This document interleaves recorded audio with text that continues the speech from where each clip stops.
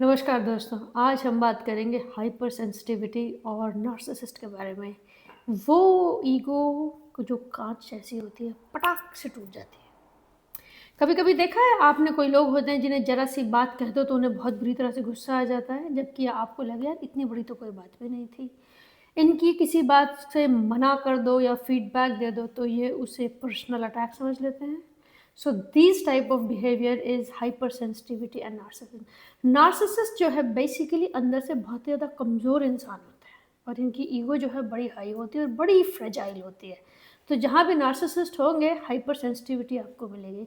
किसी में थोड़ी ज़्यादा मिल सकती है, किसी में थोड़ी कम मिल सकती है, पर होती सब में। तो पहले इस हाइपर सेंसिटिविटी को समझते हैं सिंपलेस्ट फॉर्म ऑफ एग्जांपल से, कि अगर नार्सिसिस्ट को फीडबैक दिया जाए तो उसको फीडबैक नहीं समझते हैं, वो उसको पर्सनल अटैक समझते हैं। फर्स्ट कीजिए, किसी ने कोई प्रेजेंटेशन दी और आप भी उस सब्जेक्ट मैटर पे एक्सपर्टीज़ रखते हैं और आपने कहा कि देखो यार ये प्रेजेंटेशन बहुत अच्छी है पर इसको थोड़ा सा ऐसे भी किया जा सकता है या चेंज भी किया जा सकता है। एक नॉर्मल इंसान क्या सोचेगा?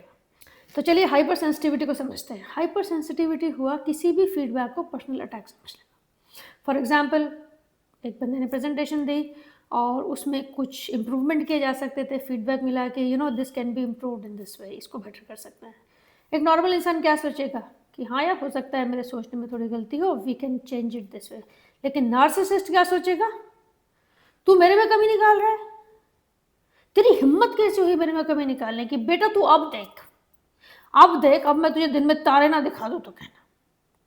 सो जो फर्स्ट पर्सन है that is taking feedback for the work, but narcissist is thinking कि उसके ऊपर पर्सनल अटैक किया गया है। So that is the hyper sensitive response of a narcissist to a feedback और क्रिटिसिज्म और डिसएग्रीमेंट। सो बेसिकली नार्सिसिस्ट का जो पूरा अस्तित्व है, पूरी जो सेल्फ वर्थ है, वो इस बात पे टिकी होती है कि सब उसे अप्रूव करें, सब उसे अच्छा बताएं, सब उसे एडमायर करें।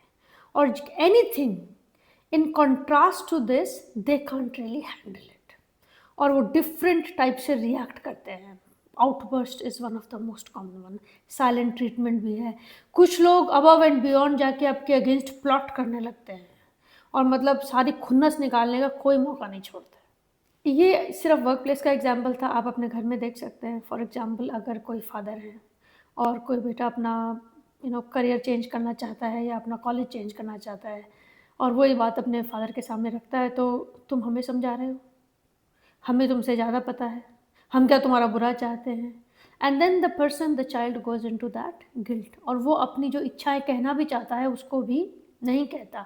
वो तो केवल अपनी डिज़ायर कर रहा था कि मैं एक करियर चेंज करना चाहता हूँ, but the father took it that तुम मेरी बताई हुई बात को डिसअप्रूव कर रहे हो, and they take it on that ego. Another is like, let's say in romantic relationship में बड़ा कॉमन है कि एक गर्लफ्रेंड कहती है कि यार तुमने मेरी आज तारीफ़ नहीं करी। You can say you know but हाँ तुम अच्छी लग रही हो, या मैं बिजी था मुझे टाइम नहीं मिला। So she won't take it as an insecurity. ये ऐसा नहीं कि भाई तुम मुझे पसंद नहीं करते हो, या मैं अब अच्छी नहीं लग रही हूँ, या मैं अब मोटी हो गई हूँ, या ये ड्रेस अच्छा नहीं लग रहा है।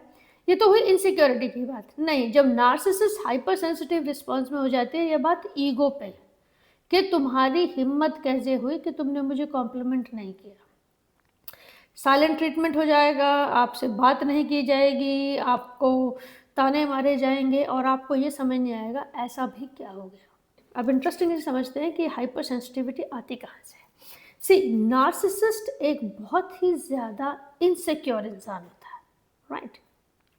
सो इनकी दो इमेजेस होती हैं। एक होती है प्रोजेक्टेड इमेज, जो ये दुनिया को दिखाते हैं, which is powerful, confident, admirable, strong. ये दो ऊपर से दिखाई जाती है। एक इनकी इंटरनल इमेज होती है जो होती है इनसिक्योर, और एक इनकी इंटरनल इमेज होती है जो होती है इनसिक्योर, फियरफुल और हर जगह अप्रूवल और वैलिडेशन ढूंढने वाली। तो ये हर वक्त उस मुखौटे को, प्रोजेक्टेड इमेज के मुखौटे को लगाए रहते हैं, और जो भी उसे छूने की कोशिश करता है या जो भी उस रियलिटी के ज़रा भी पास पहुंचने की कोशिश करता है, तो इनके अंदर का जो फियरफुल इंसान है वो बर्दाश्त नहीं कर पाता और वो ओवर रिएक्ट करता है फटाक से। And that's how this hyper sensitivity comes, because they are scared कि लोगों को पता चल जाएगा कि मैं कितना कमज़ोर हूँ अंदर से। इसीलिए नार्सिसिस्ट फीडबैक को लेके बड़े क्रिटिकल होते हैं। फीडबैक उनको लगता है कि उनकी इज्जत पे किसी ने वार कर दिया, उनकी आइडेंटिटी किसी ने शेक कर दी, या वो जिसे बचा रहे हैं उस पे किसी ने अटैक कर दिया, and they don't like it. So when they respond to this kind of treatment, जब आप इनके ज़्यादा करीब हो जाते हो, तो पहला होता है डिफेंसिव होना। नहीं, मैंने नहीं किया, आप कुछ भी बोलो एकदम। कुछ लोग बिना मतलब ही डिफेंसिव हो जाते हैं, इस बात पर भी डिफेंस हो जाएंगे कि यार तुम 5 मिनट लेट आए। दूसरा करते हैं साइलेंट ट्रीटमेंट, ये आपसे बात ही नहीं करेंगे, आपकी कॉल ही नहीं उठाएंगे, आपके टेक्स्ट मैसेजेस ही नहीं देंगे।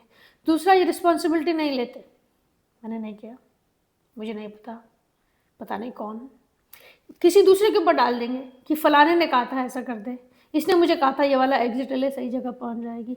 दे won't take the accountability on themselves, they put it on somebody else. Another is rage outburst, above and beyond act करना, लड़ाई झगड़ा चीखना चिल्लाना कि सामने वाला बिल्कुल ही डर जाए, उस तरह से एक्ट करते हैं ये। And these are some of the way when a narcissist act. अगर आप उसको कोई फीडबैक दो या उसकी बात ना मानो या उससे एग्री ना करो, तो फिर इनके साथ रहा कैसे जाए? Don't walk on eggshells, eggshells पे चलने की कोई ज़रूरत नहीं है। इस बात से अपने लाइफस्टाइल को या अपने कॉन्वर्सेशन को बदलने की बिल्कुल ज़रूरत नहीं है कि इन्हें बुरा लग जाएगा, क्योंकि इन्हें तो बुरा वैसे भी लगेगा। दूसरी चीज़ आप कर सकते हैं, न्यूट्रल से कॉन्वर्सेशन रखें जिसमें जो कन्फ्रंटेशन है वो कम से कम हो। बजाय ये कहने की तुमने ये गलती करी है, आप ऐसे भी रख सकते हैं कि इसको देखने के दूसरे नज़रिए भी हो सकते हैं, क्या आपने इस तरह सोचा। सो वो जो डिफेंस होगा वो थोड़ा कम हो जाएगा। Never ever try to fix them until unless आप थेरेपिस्ट हैं और आप ट्रेंड हैं, तो इन्हें फिक्स करने की कोशिश करें, नहीं तो छोड़ दें। फोकस ऑन योर पीस, ठीक है जी। इनके साथ शांति मेंटेन करने के चक्कर में या इनका मूड अच्छा रखने के चक्कर में अपनी मेंटल हेल्थ ख़राब करने की कोई ज़रूरत नहीं है, क्योंकि इनको कोई फ़र्क नहीं पड़ेगा। The minute they change, topic change, they will react exactly in the same way जैसा कि इन्होंने पहले किया है। अगली बार जब कोई छोटी सी बात पर बहुत स्ट्रॉन्ग रिएक्शन दे, तो अपने आप को ये समझाइए कि इनकी ईगो फ्रेजाइल है, problem sits with them. Respect देना इम्पॉर्टेंट है, but not at the cost of your peace of mind. वो शीशे के जैसा है मगर फ़क्र लोहे का रखता है, ज़रा सी बात पर टूट कर बिखर जाता है और इल्ज़ाम दुनिया पर धरता है। That's how hypersensitivity and narcissism glue together. Thank you very much for your time, and we will catch up again with another topic. Thank you very much.